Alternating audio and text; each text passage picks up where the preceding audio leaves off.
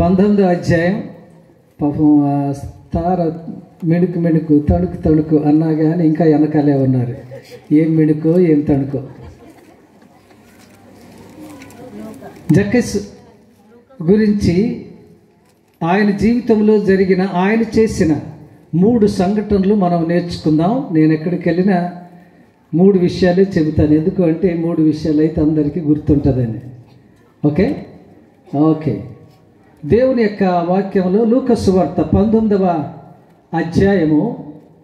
మీరు మొత్తం అంతా చదవడానికి సమయం లేదు, చదివిద్దాం అనుకున్నాం కానీ చాలా సమయం అయింది కాబట్టి అక్కడ ఒక వ్యక్తి ఉంటాడు. లూకా సువార్త 19వ అధ్యాయం 1 నుంచి 10 వచనాల దాకా. ఆ వ్యక్తి పేరు ఏం పేరు? జక్కయ్య. ఈ జక్కయ్య అంటే మంచివాడు అని అర్థం. జక్కయ్య అంటే అర్థం ఏంటట? మంచివాడు.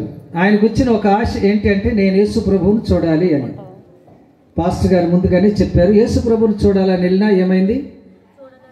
చూడలేకపోయాడు. కారణం, జనులు చుట్టూ ఉన్నారు.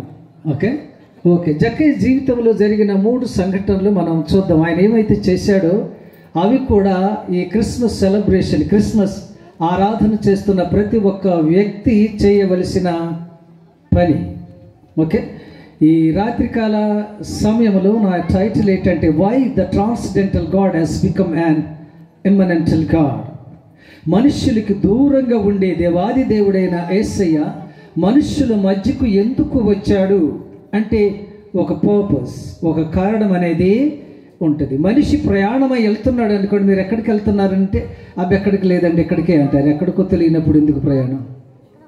కానీ యేసు ప్రభు అంటే ఈ లోకానికి రావడానికి ఒక ప్రత్యేకమైన కారణము ఉంది. మచిలీపట్నం నుంచి నేను ఇక్కడికి రావడానికి ఒక ప్రత్యేకమైన కారణము ఉంది. మీరు రకరకాల గ్రామాల నుంచి ఇక్కడికి కూడా రావడానికి ఒక ప్రత్యేకమైన కారణము ఉంది. అంటే ఒక కారణము వలన మనమందరం ఇక్కడ ఉన్నాం. అలాగే why did Jesus come to this world? ఈ లోకానికి యేసు ప్రభు ఎందుకు వచ్చాడు? కారణము లేకుండా యేసయ్య ఈ లోకానికి రాలే. అయితే ఏ కారణం?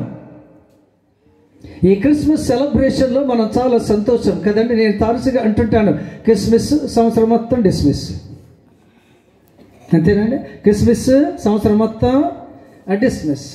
ఈ క్రిస్మస్కే కనబడతారు, మళ్ళీ ఇంకెప్పుడు కనబడతారట? ఆదివారాలు కనబడరు, సోమవారాలు కనబడరు, శుక్రవారము ఎప్పుడెప్పుడు మరి అయ్యగారికి తెలియదు. ఇక్కడ ప్రార్థనలు ఎప్పుడెప్పుడు శుక్రవారము, శనివారము, బుధవారాలు మళ్ళీ కనబడరు. మళ్ళీ క్రిస్మస్కి అయ్యగారా బాగున్నారా